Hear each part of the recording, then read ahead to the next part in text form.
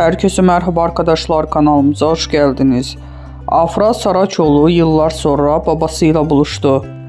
Başarılı oyuncu Afra Saraçoğlu uzun yıllar sonra babası Uğur Saraçoğlu ile barışık ilişkilerini yeniden kurdu.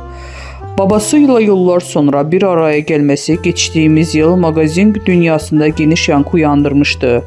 Uzun bir süre babasız büyüyen Afra Saraçoğlu eski kırgınlıkları geride bırakarak babasıyla buluştu. Afra Saraçoğlu, "Annemle babam ben küçükken ayrıldılar. Babamla 2 kez görüştüm ama sonrasında bir daha hiç haber alamadım. Artık onunla görüşemem çünkü üzerimde hiçbir emeği yok. Babasız büyümeyin en iyisini ben bilirim."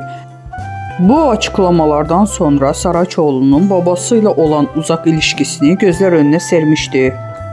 Ancak geçtiğimiz yıllarda Amerika ziyaretinde Afra Saraçoğlu babasıyla bir araya gelerek uzun bir aradan sonra sosyal medya üzerinden birlikte çektirdikleri fotoğrafı paylaştı. Bu barışma takipçileri tarafından olumlu bir şekilde karşılanmıştı.